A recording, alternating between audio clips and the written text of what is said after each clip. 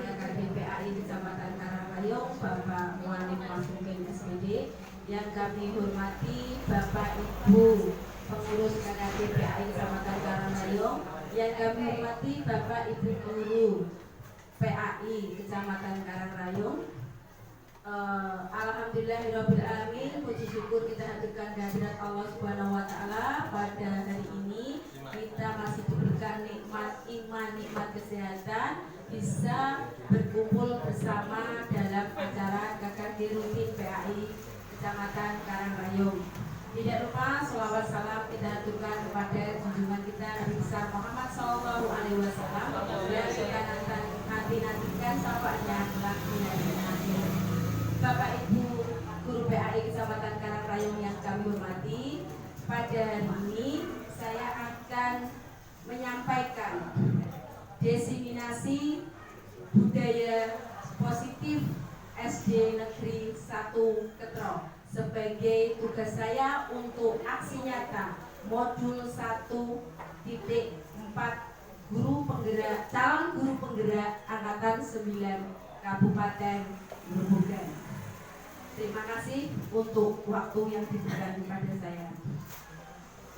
Di dalam kelas kami itu kami berkolaborasi dengan fasilitator yaitu Bapak Suryo Enjono dari Kabupaten Karanganyar, dan pengajar praktik saya adalah Bapak Mulyoto SPDI MPD dari Kepala Sekolah SD Negeri 2 Kebloko, yang kebetulan juga teman kita guru PAI. Alhamdulillah diberikan kemudahan oleh beliau karena kita rekan satu jawat, satu profesi. Bapak Ibu yang kami hormati, budaya positif yang kami pelajari dalam modul 1.4.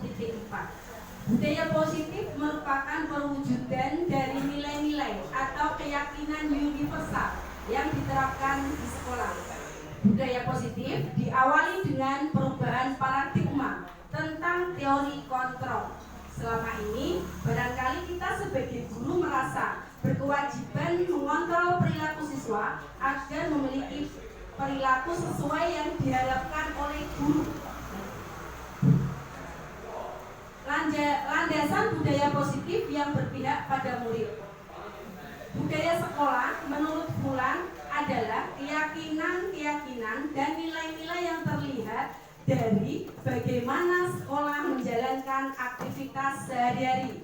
Sedangkan Bill dan Peterson mendefinisikan budaya sekolah sebagai tradisi dan kebiasaan keseharian yang dibangun dalam jangka waktu yang lama oleh guru, murid, orang tua, dan staf administrasi yang bekerja sama dalam menghadapi berbagai krisis dan pencapaian.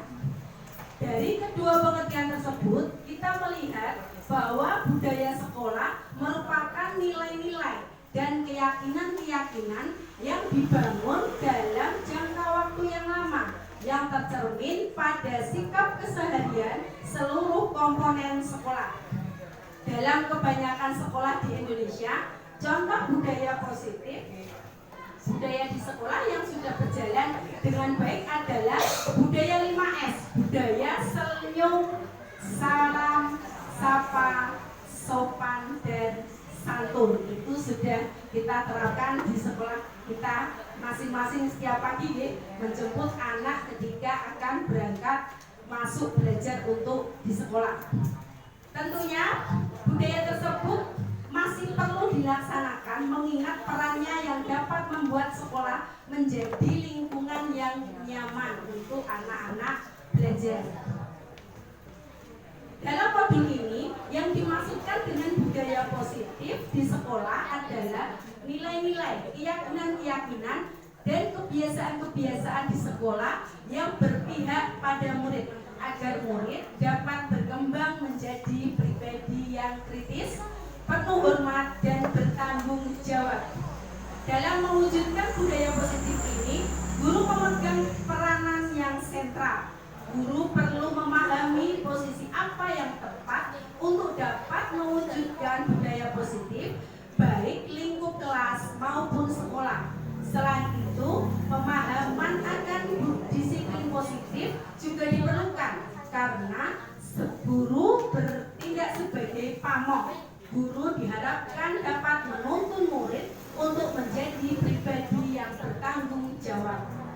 Oleh karena itu, selanjutnya kita akan mempelajari dua konsep, yaitu posisi kontrol guru dan disiplin positif yang menjadi landasan dari budaya positif. Sekarang kita akan belajar tentang posisi kontrol guru. Penting bagi guru untuk memahami bagaimana guru harus memposisikan diri saat berhadapan dengan murid-murid kita.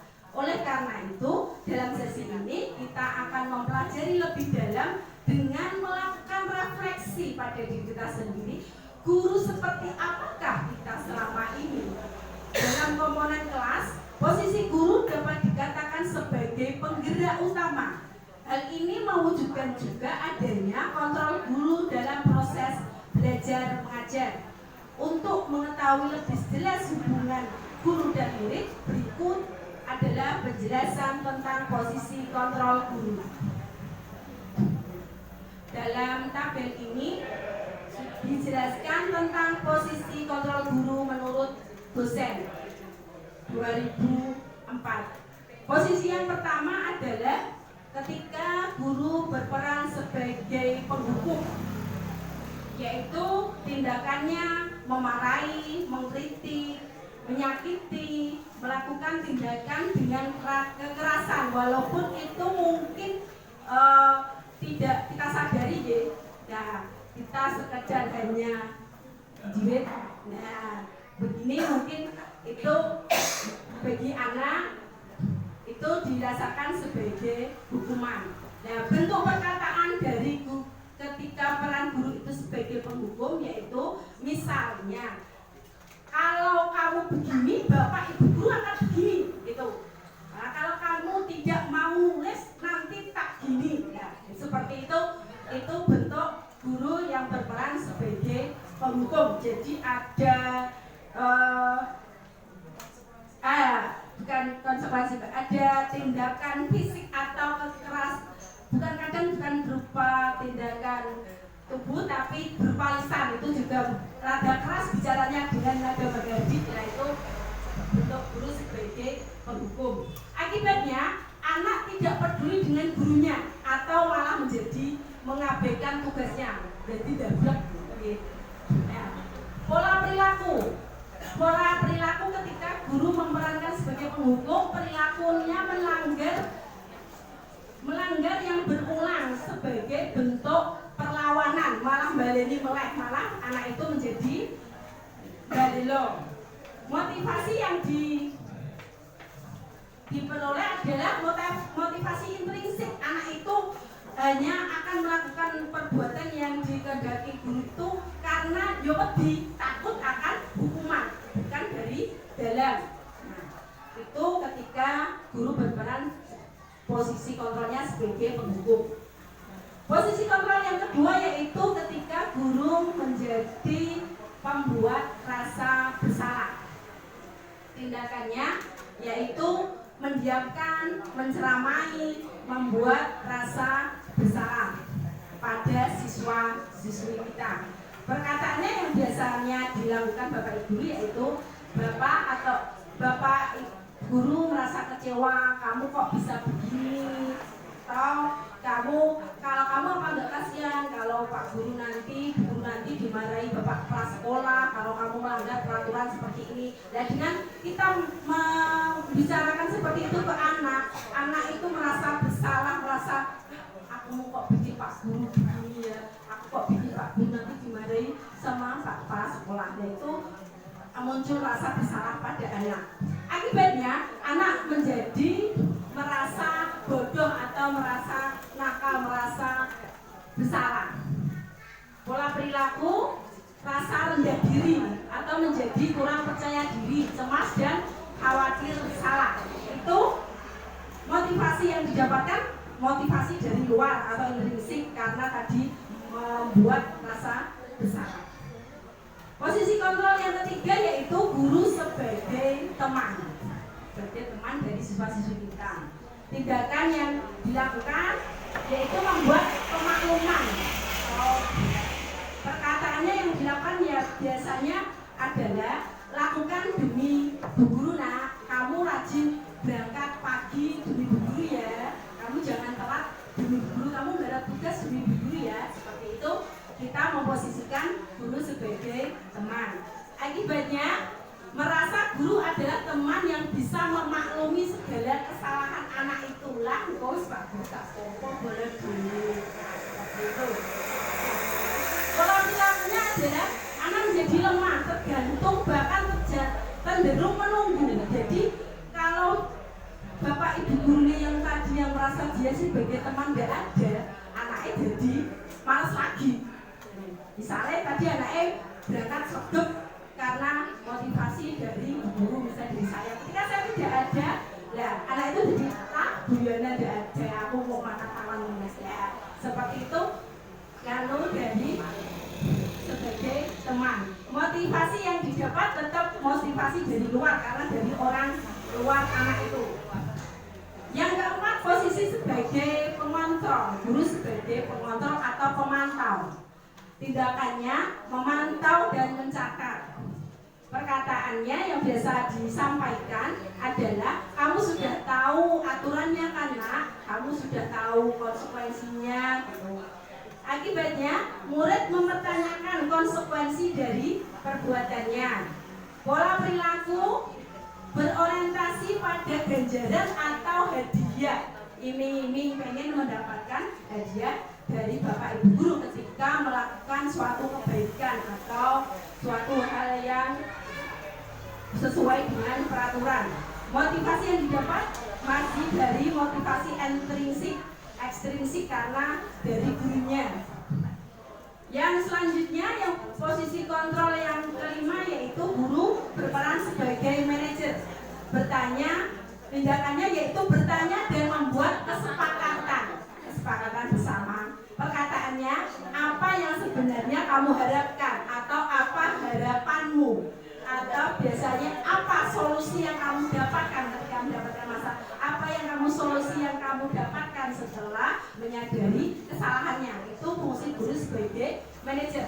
Akibatnya apa yang bisa dilakukan akan diperbaiki oleh anak itu sendiri karena kesadarannya. Pola perilaku menjadi disiplin dalam dirinya sendiri. Nah, ini yang paling bagus yang bisa kita laksanakan yaitu sebagai fungsi guru sebagai manajer. Motivasi yang didapatkan yaitu motivasi intrinsik dari dalam diri anak itu sendiri untuk melakukan perubahan, untuk melakukan kebaikan atau untuk menaati kesepakatan dari sekolah atau kelas yang telah disepakati bersama. Posisi kontrol manajer dalam menumbuhkan disiplin pada diri murid secara intrinsik, guru perlu berperan pada posisi kontrol manajer yang bertanya dan membuat kesepakatan kelas bila murid melakukan kesalahan atau pelanggaran, bukan menuduh, memberikan hukuman atau sebagai teman yang membiarkan murid melakukan kesalahan atau pelanggaran. Hal ini dilakukan karena pendidik sebagai among atau yaitu menuntun atau memberikan tuntunan agar anak dapat menemukan kemerdekaannya dalam belajar. Anak diberikan kebebasan, namun perlu diberikan tuntunan dan arahan agar anak tidak kehilangan arah dan membahayakan dirinya. Oleh karena itu, pada kesehariannya, pamong juga berperan sebagai pengontrol untuk mengingatkan murid jika berada dalam bahaya. Pada kesempatan lain, guru juga dapat peran sebagai teman ketika berinteraksi agar dapat memahami murid dan membangun kedekatan. Berikutnya tentang disiplin dan hukuman. Pada umumnya, orang sering melihat disiplin sebagai hal yang sama dengan hukuman. Namun, disiplin dan hukuman adalah dua hal yang berbeda.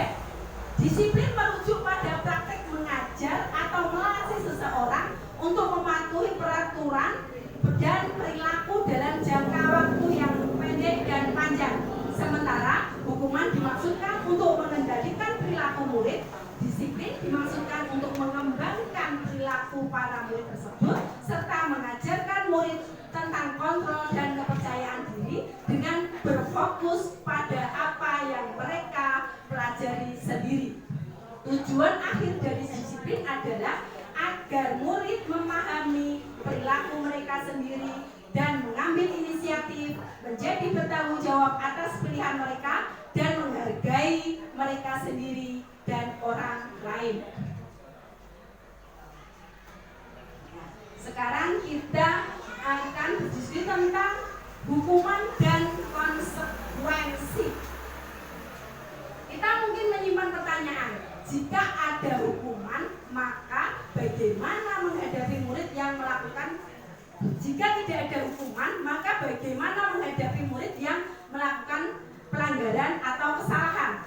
Mari kita menyamakan persepsi bahwa pelanggaran atau kesalahan adalah kesempatan anak untuk belajar, bukan hanya kesalahannya saja. Jika ditangani dengan tepat, kesalahan dapat menjadi momen yang baik agar anak mengetahui hal tersebut.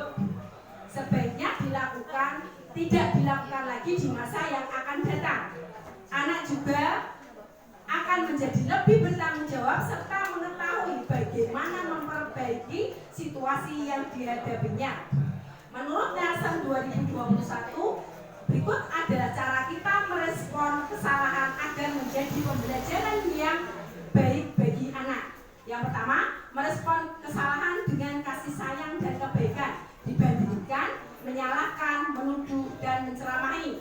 Yang kedua, memberikan pertanyaan yang bisa menimbulkan diskusi tentang konsekuensi yang mungkin terjadi dari tindakannya yang telah dilakukan. Yang ketiga, melihat kesempatan terjadinya kesalahan untuk didiskusikan bersama anak atau teman-teman yang lain. Jika diperhatikan dengan seksama, ketiga cara di atas lebih mengedepankan konsekuensi daripada hukuman. Mengapa konsekuensi lebih dipilih untuk mewujudkan budaya positif dibandingkan dengan hukuman? Hukuman bersifat satu arah dari guru kepada siswa dan seringkali tidak berhubungan dengan kesalahan murid. Sedangkan menurut Nielsen 2021, prinsip konsekuensi fokus pada masalah dan solusi, sehingga konsekuensi berhubungan dengan perilaku, penuh hormat kepada murid, bersifat masuk akal, dan bertujuan untuk membantu murid untuk belajar. Selanjutnya tentang penerapan disiplin positif di sekolah dengan pendekatan holistik. Menerapkan pendekatan disiplin positif dapat membantu sekolah memainkan peran penting dalam menciptakan masyarakat yang lebih adil dan manusiawi.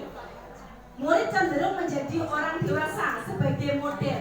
Jika murid melihat orang dewasa menggunakan kekerasan fisik atau psikologis, mereka akan belajar bahwa kekerasan dapat diterima, sehingga mungkin mereka akan menggunakan kekerasan yang sama kepada orang lain. Sekolah memiliki peran penting dalam membimbing, memperbaiki, dan mensosialisasikan kepada murid mengenai perilaku yang sesuai.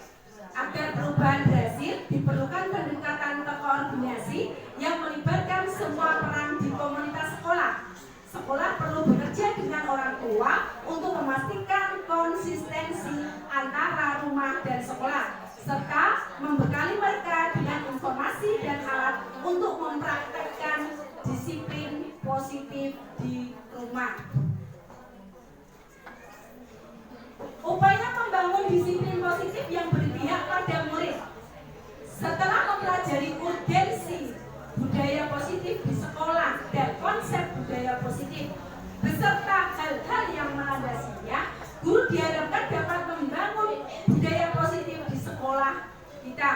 Nah, pertanyaannya, apakah dalam membangun budaya positif hanya kita sebagai guru yang berperan untuk mewujudkannya? Tentu saja tidak. Tentunya semua komponen sekolah berperan penting dalam membangun budaya positif di sekolah. Yang selanjutnya tentang budaya positif yaitu membuat kesepakatan kelas sebagai langkah awal dalam membangun berpihak pada murid. Upaya dalam membangun budaya positif di sekolah yang berpihak pada murid diawali dengan membentuk lingkungan kelas yang mendukung terciptanya budaya positif, yaitu dengan menyusun kesepakatan kelas. Kesepakatan kelas yang efektif dapat membantu dalam pembentukan budaya disiplin positif di kelas. Hal ini juga dapat membantu proses belajar mengajar yang lebih mudah dan tidak menekan. Seringkali permasalahan dengan murid berkaitan dengan komunikasi antara murid dengan guru, terutama ketika murid melanggar suatu aturan dengan alasan tidak mengetahui adanya aturan tersebut. Kurang adanya komunikasi ini menyebabkan relasi guru dan murid menjadi tidak baik atau kurang baik. Sebelum Anda mempelajari lebih mendalam mengenai kesepakatan kelas, mari kita renungkan dua pertanyaan berikut. Apakah selama ini kita sudah menerapkan pemberian kesepakatan di kelas di sekolah kita? Siapa saja yang berperan dalam menentukan kesepakatan kelas tersebut?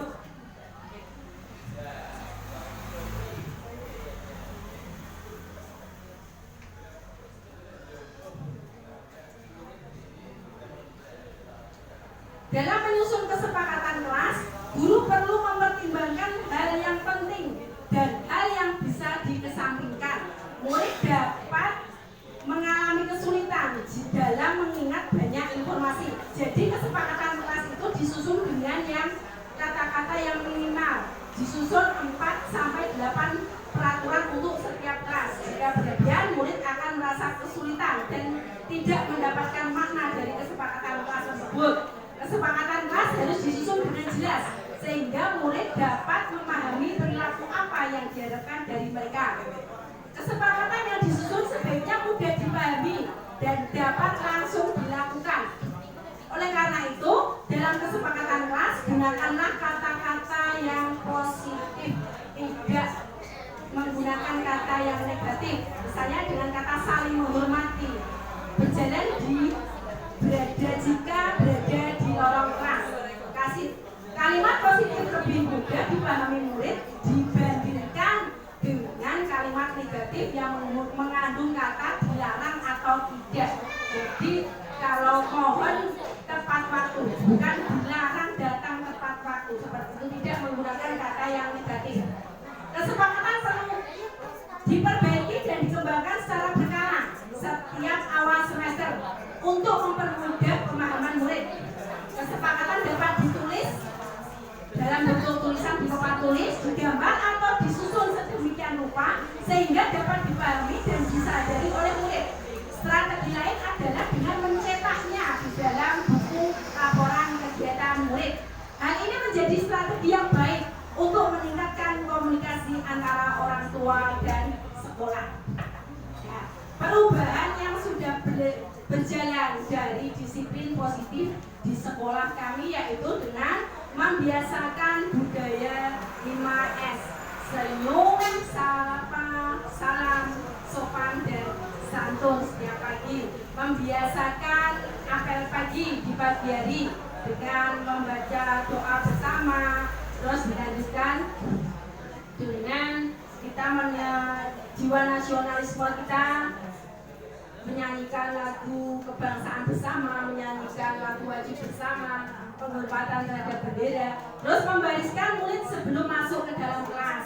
Pembiasaan membaca Asmaul Husna bersama-sama, saya yakin ini semua dan kita sudah melaksanakannya. Membiasakan berdoa dan membaca surat pendek sebelum pembelajaran.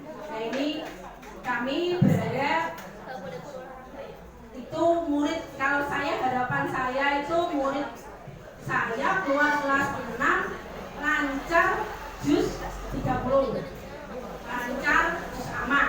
Ya, itu kalau yang kami lakukan adalah dengan memberikan pembiasaan itu setiap kelasnya berbeda. Jadi hafalan surat pendek itu untuk kelas 1, 2, 3, 4, 5 itu dengan surat yang berbeda. Semakin tinggi kelasnya maka urutan suratnya juga semakin ya lebih panjang, sampai di kelas 6 dengan harapan anak-anak di kelas 6 selesai tamat SD itu kalaupun tidak hafal semua, membacanya sudah lancar sekali. Terus membuat kesepakatan kelas, ya kita tidak, kalau kesepakatan itu dari anak, kita membuat pertanyaan-pertanyaan pemantik. Ini anak pengennya bagaimana kelas ini agar suasana kelasnya itu nyaman untuk belajar. Peraturannya apa, Cak? Siapa yang kamu usulkan? Kita buat di kertas-kertas seperti itu, karena nanti semuanya disepakati bersama menjadi sebuah kesepakatan kelas. Terus selanjutnya membiasakan sholat zuhur berjamaah dan juga sholat duha bersama-sama. Membiasakan berdoa sebelum pulang sekolah. Terus pembiasaan Jumat sehat, Jumat beramal, dan Jumat bersih. Demikian pemaparan yang dapat saya sampaikan tentang budaya disiplin positif di sekolah. Semoga apa yang sudah saya sampaikan membawa manfaat untuk kita semua, dapat menjadikan kebermanfaatan untuk teman-teman guru PAI Kecamatan Karangrayong, bisa kita laksanakan di sekolah kita masing-masing agar anak semangatnya belajar itu lebih ada. Kita lakukan disiplin positif, agar nyaman untuk belajar dan menciptakan anak-anak kita yang berakhlakul karimah. Dan itu adalah harapan kita bersama sebagai pencetak generasi unggul bangsa. Bapak Ibu, dari pemaparan yang saya sampaikan tentang disiplin positif di sekolah tadi, mungkin ada yang akan disampaikan atau ada yang ditanyakan unek-unek dari teman-teman Bapak Ibu semua. Monggo silakan. Silakan kursi. Assalamualaikum warahmatullahi wabarakatuh. Waalaikumsalam warahmatullahi wabarakatuh. Izin menyampaikan tanggapan Ibu.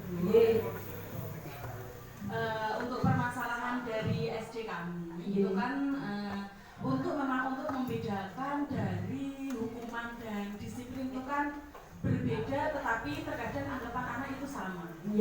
Misal ketika di dalam kami itu kan ketika agama kan 1 minggu sekali berbeda, dan dari peraturan saya dari yang kebetulan dari guru mengatakan ketika ada tugas rumah itu harus dikerjakan meskipun dengan catatan anak tidak berangkat, karena menurut saya dengan pelajaran agama yang 1 minggu sekali, secara otomatis ketika kita merasa tidak berangkat harus ada pertanyaan, harus ada kreativitas untuk bertanya kepada temannya. Nah, suatu ketika ada seorang dari wali murid menanyakan, loh kan tidak berangkat, kok harus mengerjakan, dengan alibi tersebut dan telah diterima, sehingga diberi anggapan bahwa saya itu memberi hukuman dengan saya kasih nilai 0. Apakah tindakan saya tadi berupa hukuman atau bentuk kedisiplinan agar anak mengerjakan PR? Terima kasih. Terima kasih Bu Trisi. Gini ya, kalau menurut saya itu bersifat hukuman karena itu dari satu arah, dari guru, dari jenengan ke siswa. Nah, untuk mengatasi itu, ini menurut pengalaman saya, kita membuat kesepakatan kelas.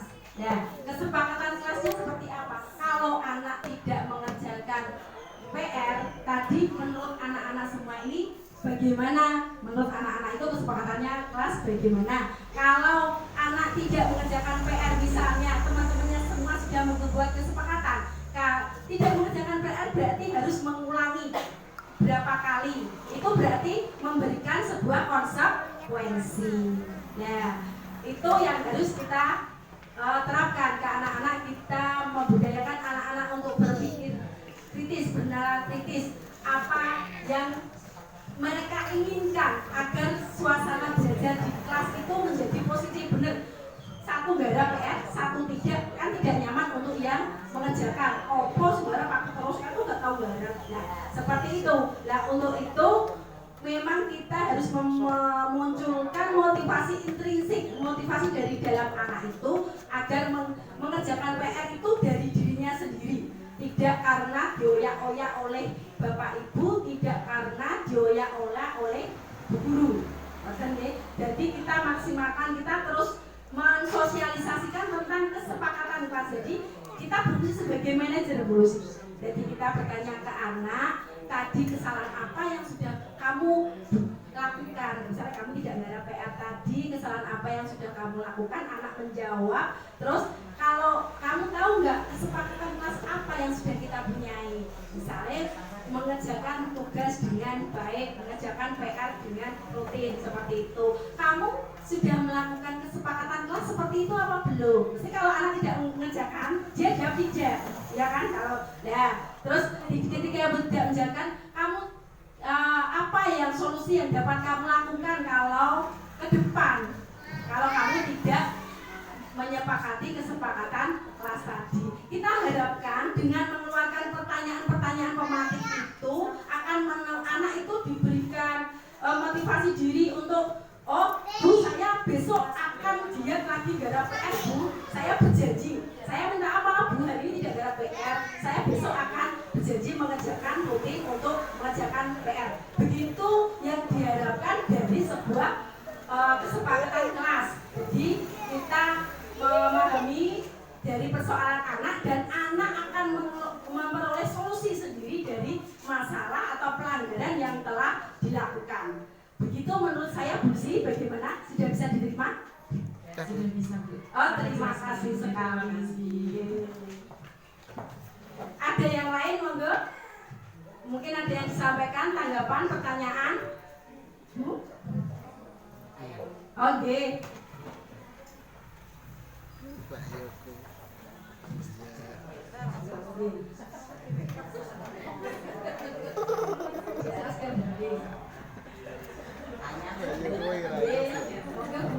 Budaya untuk menyambung untuk anak itu dilaksanakan sejak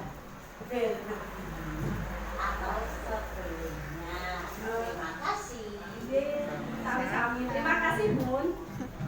Yang kami lakukan di sekolah budaya 5S itu kami lakukan sebelum anak masuk sekolah, sebelum bel berbunyi, 30 menit sebelum bel berbunyi, jam 6.30 itu kami sampai di sekolah, kami bergantian dengan bapak ibu guru, kami buat jadwal untuk hari ini siapa saja bertiga begitu setiap hari untuk menyambut siswa-siswi kami yang akan belajar di sekolah ini. Jadi begitu bel masuk, kami terus kemudian membariskan di lapangan untuk melakukan apel pagi sebentar bersama-sama, terus dilanjutkan anak-anak masuk ke kelas masing-masing semangat belajar dengan pembiasaan Asmaul Husna dan menerima pembelajaran dari guru kelasnya masing-masing.